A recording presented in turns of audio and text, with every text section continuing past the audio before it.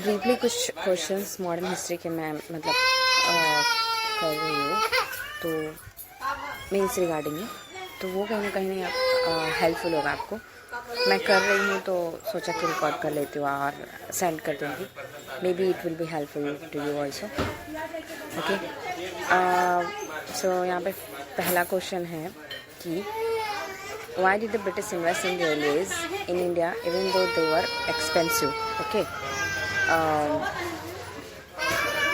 मतलब ब्रिटिश ने invest railway में क्यों किया इंडिया के, भले से वो जो था एक्सपेंसिव था। ठीक है, सो यहाँ पे लाइक इंट्रो में हम लोग ऐसा लिख सकते हैं कि that railways were introduced in India in 1853, मतलब and primary to serve the colonial interest. Okay, थोड़ा उससे रिलेटेड लिखेंगे and simply. Okay, and then the body में हमें लाइक थोड़ा ब्रॉड थिंकिंग करेंगे, इकोनॉमिक पर्सपेक्टिव से, पॉलिटिकल पर्सपेक्टिव से, एडमिनिस्ट्रेटिव पर्सपेक्टिव से एंड मिलिट्री पर्सपेक्टिव से।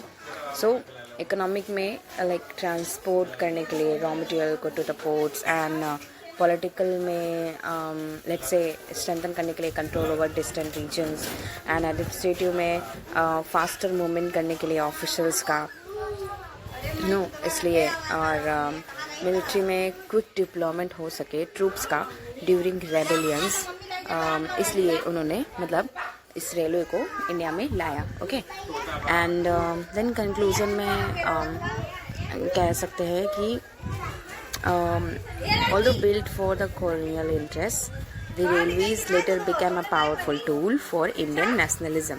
Okay, इनिशियली तो कॉलोनियल इंटरेस्ट को सर्व करने के लिए पहले से बना था रेलवे, बट इसने कहीं ना कहीं लोगों को कनेक्ट किया, एंड मतलब सारे रेवोल्यूशनरी एक्टिविटीज़ भी होने लग गए लोगों के कनेक्शन से। सो मूवमेंट भी थोड़े स्ट्रेंथन हुए,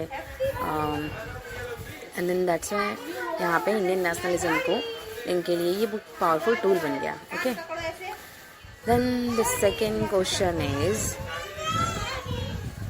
why did the educated Indians become strongest critics of the British rule? ठीक है, so the question is कि why did the educated Indians, जो पढ़े लिखे लोग थे, वो strongest critics क्यों बन गए ब्रिटिश रूल के। ओके, तो इसे हम ऐसा सोच सकते हैं कि मतलब इसका इंट्रो सोचेंगे, बॉडी सोचेंगे, कंक्लूजन सोचेंगे शॉर्टली। सो इंट्रो में लिख सकते हैं कि जो वेस्टर्न एजुकेशन था वो अनइंटेंशनली क्रिएट किया था एक क्लास दैट, जिसने क्वेश्चन किया था कॉलोनियल रूल को। Okay, like the western education unintentionally created a class that question the colonial rule. And then body में हम लोग सोच सकते हैं कि that learn ideas of liberty and equality. Okay, क्योंकि उन्होंने मतलब ऐसा क्यों किया था, वो ब्रिटिश के क्रिटिक्स रूल क्यों बने ये लोग। ठीक है, क्योंकि उनके पास लिबर्टी एंड इक्वालिटी के आइडियाज़ थे, उन्होंने उसे सीखा था, समझा था, एंड उन्होंने कहीं ना कहीं कॉन्ट्रडिक्शन जो थे ब्रिटिश की पॉलिसीज़ में, मतलब ब्रिटिशर्स जो थे अपने देश में अच्छा कर रहे थे, वेलफेयर एक्टिविटीज़ कर रहे थे, और वहीं हमारे इंडिया में लोगों को एक्सप्लॉइट कर रहे थे। ठीक है, सो उन्होंने ये इस चीज़ को समझा था, एंड उन्होंने यूज़ किया था न्यूज़पेपर को, एसोसिएशंस को, ताकि वो अवेयरनेस इस ब्रिटिश रूल के रिगार्डिंग फैला सकें। ठीक है, कि ये लोग जो कर रहे हैं हम लोगों को बस एक्सप्लॉइट करने के लिए कर रहे हैं, और हमें इनसे हमें अपने लिए लड़ना होगा टुगेदर, और इनसे हमें फ्रीडम लेना होगा, ऐसा। सो इन्होंने ऑर्गेनाइज़ किया था नेशनलिस्ट मूवमेंट्स, कई सारे नेशनलिस्ट मूवमेंट इन्होंने ऑर्गेनाइज़ किया था, जैसे कि मतलब बहुत सारे हुए थे। ठीक है, 1907 में सूरत स्प्लिट हुआ था बताइए, एंड उसके बिफोर 1905 में बंगाल विभाजन हुआ था, एंड देन आफ्टर दैट कि मतलब कह सकते हैं कि सिविल डिसोबीडियंस मूवमेंट हुए थे, है ना, एंड और फिर उसके बाद भी स्वदेशी मूवमेंट हुए थे ना, ये 1905 के। सो ऐसे छोटी छोटी मूवमेंट होते होते एक बड़ा मूवमेंट आया था जो कि 1920 में जो हुआ था. Okay, so and then conclusion में हम लोग ऐसे सोच सकते हैं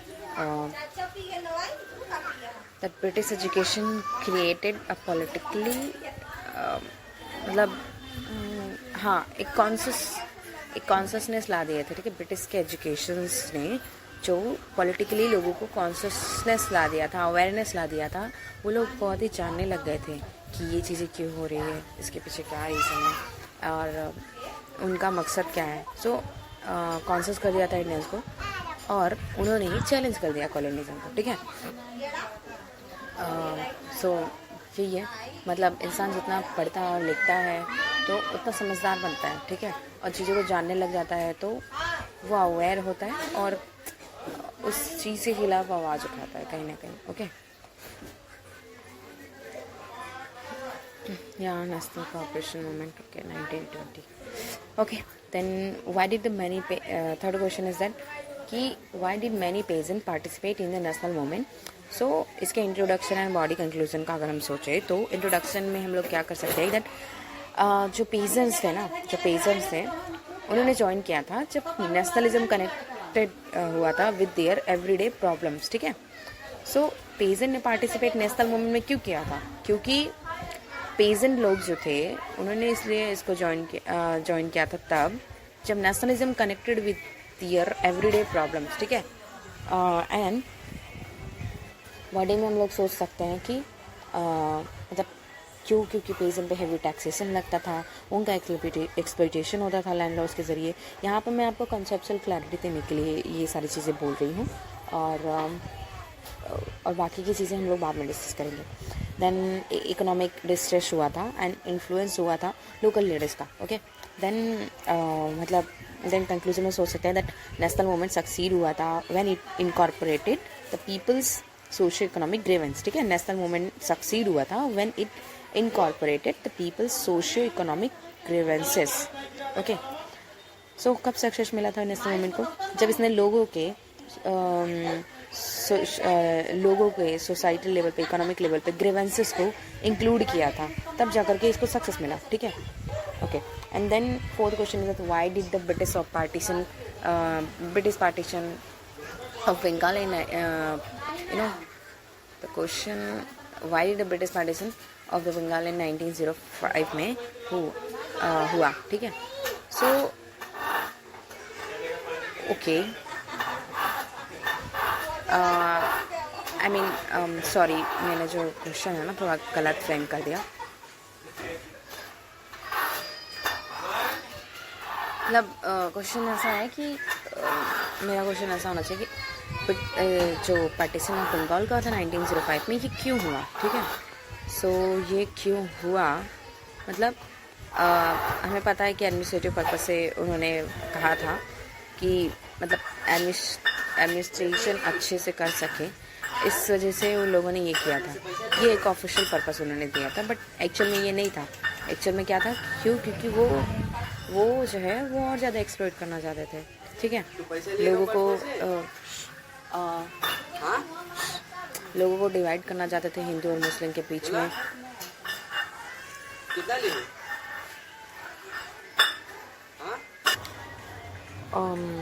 ओके, सॉरी गाइस, थोड़ा मतलब बैकग्राउंड में वॉइस चल रही है.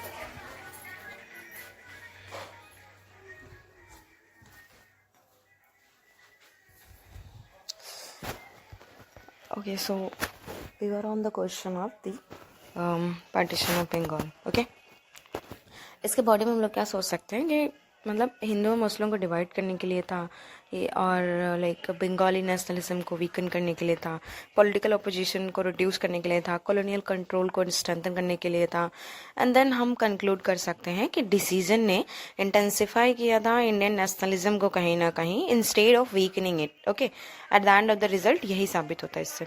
And then the next question is कि why did the Swadeshi movement become more than an economic movement. Okay, जो स्वदेशी मूवमेंट था वो कहीं ना कहीं एक इकोनॉमिक मूवमेंट से ज़्यादा, मोर देन इकोनॉमिक मूवमेंट, उससे ज़्यादा वैल्यू ये रखता था. ठीक है, सो ऐसा क्यों है? तो ऐसा क्यों है, लेट्स सी। सो जो स्वदेशी मूवमेंट था, कहीं ना कहीं उसका पर्पस यही था कि सेल्फ रिलायंट बनाना, ठीक है, चीज़ों को खुद डेवलप करना, खुद पे निर्भर होना, बाहर से इंपोर्ट कम करना। इस वजह से ये सारी चीज़ें लाई गई थी, ठीक है, ताकि हम ब्रिटेन से कम चीज़ें इंपोर्ट करें और अपनी जो है इंडस्ट्री एक खड़ी करें अपनी इंडिया में, और इंडिया के लोगों को स्ट्रेंथन करें, उनकी रोजी रोटी यहीं से हो सके ऐसा करें। और क्योंकि जितना एम्प्लॉयमेंट होगा तो लोगों को एम्प्लॉयमेंट मिलेगा ना, तो उससे उनकी जो लाइवलीहुड है वो इंक्रीज होगी, और people will get wage and they will be settle and they will leave life being self dependent. Okay, so इसके इंट्रो में हम लिख सकते हैं कि दैट स्वदेशी जो मूवमेंट था वो इवॉल्व हुआ था into a broader nationalist movement में, ठीक है। एंड देन बॉडी में सोच सकते हैं कि बॉयकॉट ये जो था ये क्यों इकोनॉमिक मूवमेंट से ज़्यादा ये कहीं ना कहीं स्वदेशी मूवमेंट सजेस्ट करता है, या इतना इम्पोर्टेंट, उससे ज़्यादा इम्पोर्टेंस रखता है। तो ओके, सो ये क्या कह सकते हैं कि बॉयकॉट हुआ था ना, क्योंकि जो स्वदेशी मूवमेंट था वो कहीं ना कहीं सिर्फ और सिर्फ इकोनॉमिक इस्टेब्लिशमेंट या इकोनॉमिकली सेल्फ रिलायंट ही नहीं बनाया था। उसने जो मतलब उसने एक अपने में एक अपने इंडिया की एक वैल्यू को कहीं ना कहीं एमर्ज हुआ था उस टाइम पे, ठीक है। जिस लाइक कि उस टाइम पे उन्होंने ब्रिटिश के गुड को बॉयकॉट कर दिया था, एंड नेशनल एजुकेशन का प्रमोशन करने लग गए थे, पॉलिटिकल अवेकनिंग होने लग गई थी, कल्चरल रिवाइवल होने लग गए थे। सो ये सारी चीज़ें हुई, तो इसीलिए हम कह सकते हैं कि कहीं ना कहीं ये एक इकोनॉमिक मूवमेंट से ज़्यादा एक और बड़ा मूवमेंट है, ठीक है। क्यों है? बिकॉज ये सारी चीज़ें हुई, ठीक है। एंड फिर कंक्लूड कर सकते हैं कि दैट स्वदेशी मूवमेंट जो था उसने ट्रांसफॉर्म किया था इकोनॉमिक रेजिस्टेंस को इनटू मास नेशनलिज्म में, ठीक है। इकोनॉमिक रेजिस्टेंस जो चल रहा था, ठीक है, तो उसको एक मास नेशनलिज्म पे लेकर के आए थे।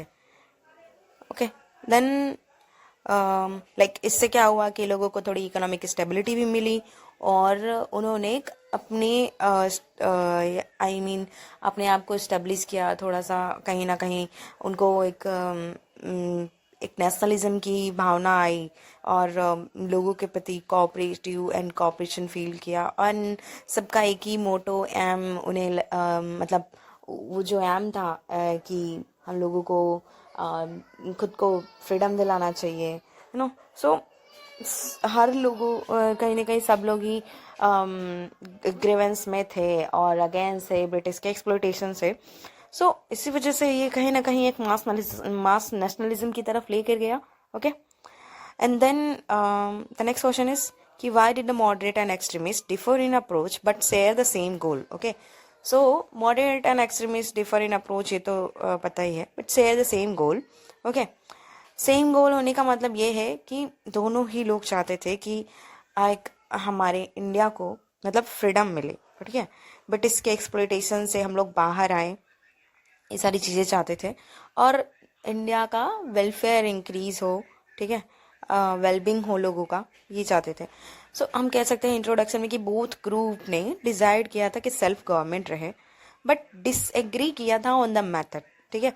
कहीं ना कहीं मेथड्स उनके बहुत मतलब मेथड्स उनके अलग अलग थे, ठीक है, बट सेल्फ गवर्नमेंट दोनों का ही डिजायर था कि हाँ वो भी चाहते थे सेल्फ गवर्नमेंट, ये भी चाहते थे सेल्फ गवर्नमेंट। तो फिर उसके बाद हम बॉडी में क्या सोच सकते हैं दैट मॉडरेट जो थे वो कॉन्स्टिट्यूशनल मेथड को ज़्यादा प्रेफर करते थे, एंड लाइक मॉडरेट्स ने प्रेयर पिटिशन एंड इन सब चीज़ों को फॉलो किया था, राइट। एंड एक्सट्रीमिस्ट ने मास मोबिलाइजेशन को ज़्यादा प्रेफर करते थे, ठीक है, वो मास मोबिलाइजेशन को ज़्यादा प्रेफर करते थे, एंड लिटिल बिट, ठीक है।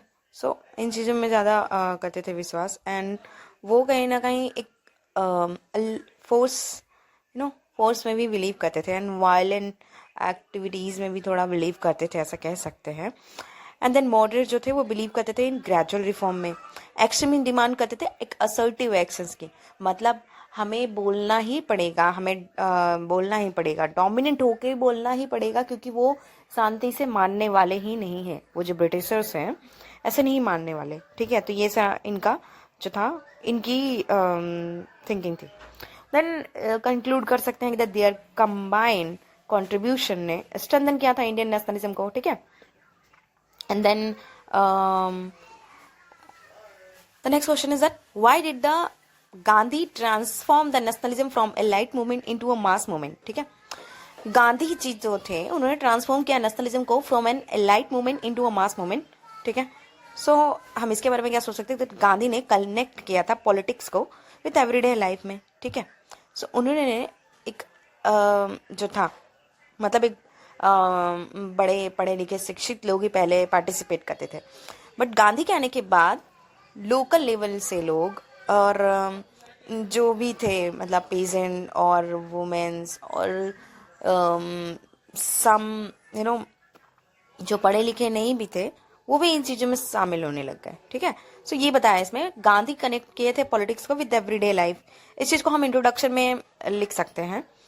एंड फिर उसके बाद मतलब बॉडी के लिए हम थिंक कर सकते हैं कि दैट इन्होंने यूज़ किया था, क्यों इन्होंने सिंपल लैंग्वेज का यूज़ किया था, नॉन वायलेंस का जो ज़्यादा एम्फोसाइज किया था, विलेजेस को इन्वॉल्व किया था एंड डिफरेंट सोशल ग्रुप्स को यूनाइट किया था। इसी वजह से क्या था कि जो गांधी थे इन्होंने लाइट मूवमेंट से मास मूवमेंट तक का ट्रांसफॉर्म किया था नेशनलिज्म को, यही था इनका reason.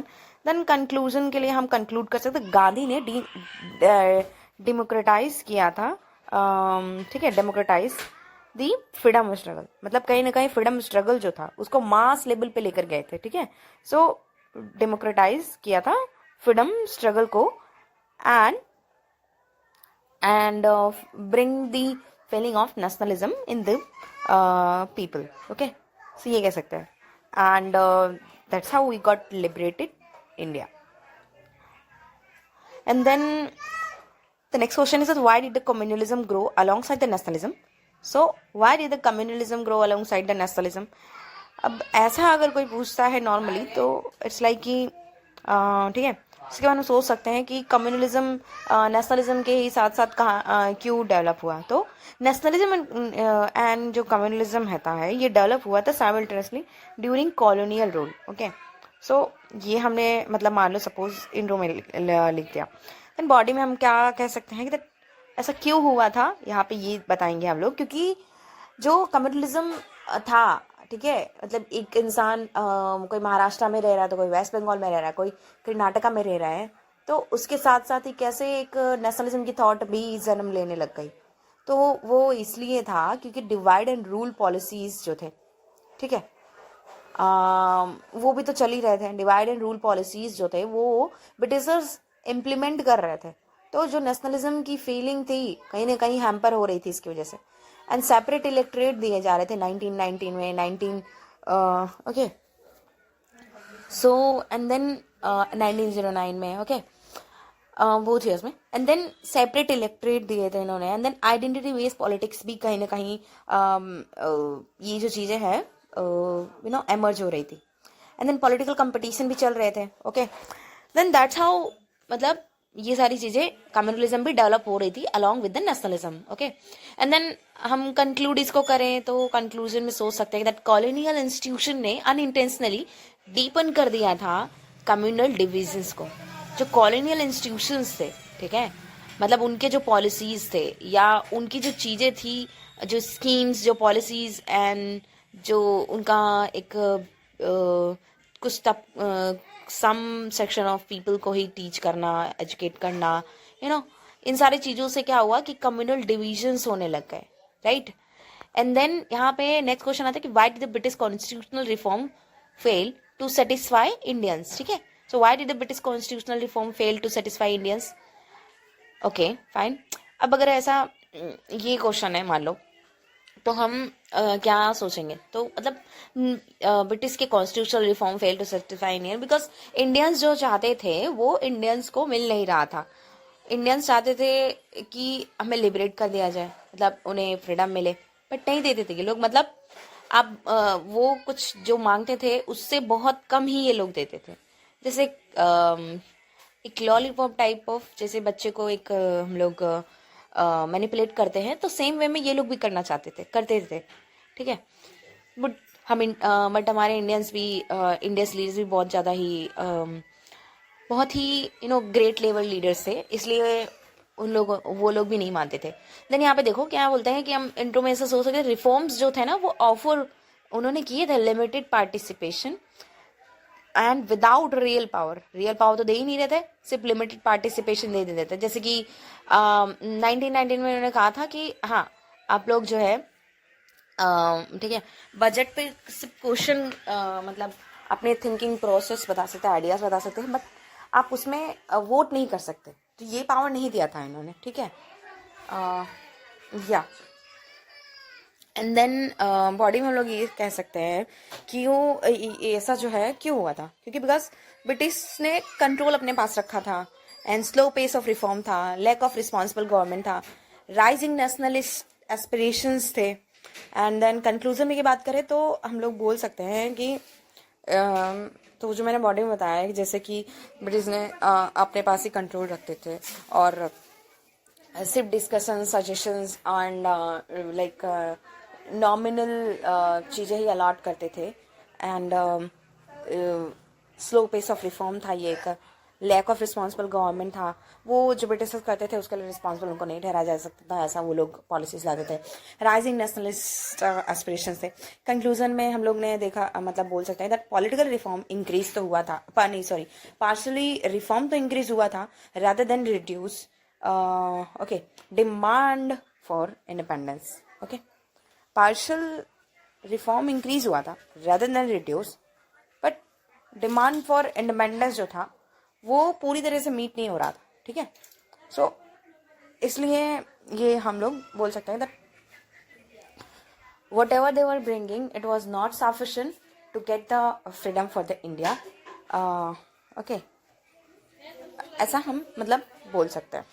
and then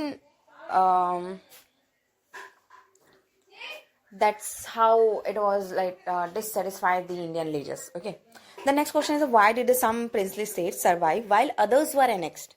Okay, some princely states survive while other states were annexed. So we can think like कि British's policies not towards princely states were guided by strategic interest. Okay, so British की जो policies थी toward princely state were guided by the strategic interest. कहीं ना कहीं जो Britishers थे वो प्रिंसली स्टेट के साथ अगर कोई संधि करते थे या फिर कोई अलायंस करते थे या ट्रीटी करते थे तो उनका अपना सेल्फ इंटरेस्ट था, उसमें स्ट्रेटेजिक इंटरेस्ट था। उन्होंने वॉर करवाए, देख रहे थे कि there are two kings and their children's like their son are fighting for the throne, so they took the advantage of it and yeah then वो बोलते हैं ना divide and rule policy. Okay, they were supporting one and not supporting the other, so making them to fight, and then that's how they snatched the power and ruled over the India. Okay, and then the body में हम लोग सोच सकते हैं politically loyalty जो थी ना वो रिवॉर्डेड हो रही थी। ओके तो कहीं ना कहीं जो पॉलिटिकल लॉयल्टी थी वो जो रिवॉर्डेड हो रही थी तो वो कहीं ना कहीं इसलिए सर्वाइव कर पा रहे थे कुछ princely states. Okay then strategic state were preserve and strategic states जो थे उनको प्रिजर्व किया जाता था। जैसे कि अवध को जो था उसको उन्होंने एनेक्स नहीं किया था, उसको जस्ट उन्होंने छोड़ दिया था। क्यों? क्योंकि जो नॉर्थ ईस्ट के वहाँ से जो अटैक होते उसको सेफगार्ड उससे बचने के लिए उन्होंने उसको छोड़ा हुआ था, ठीक है। एंड देन कंक्लूड कर लाइक वीक स्टेट्स जो थे उनको अनेक्स कर लिया जा रहा था, जैसे कि सतारा नागपुर झांसी उन सबको डॉक्ट्रिन ऑफ लैप्स के तलते अनेक्स किया गया था, right. And then policies change हो रहे थे ओवर टाइम। ओके इस वजह से भी तो कंक्लूड कर सकते हैं कि दैट ब्रिटिश के decisions were pragmatic rather than uniform, ठीक है। कहीं ना कहीं प्रैग्मेटिक थे rather than uniform. Okay sorry British decisions were pragmatic rather than uniform, मतलब कहीं ना कहीं जैसे बोले कि एक जैसा नहीं था उनका पॉलिसीज हर एक स्टेट को लेकर के, ठीक है। वो चेंजेबल था according to the state, according to their strategic interest. Okay so ये कुछ मतलब क्वेश्चंस हैं जो हेल्पफुल होंगे। Okay Yeah. Okay, fine. Thank you. Like.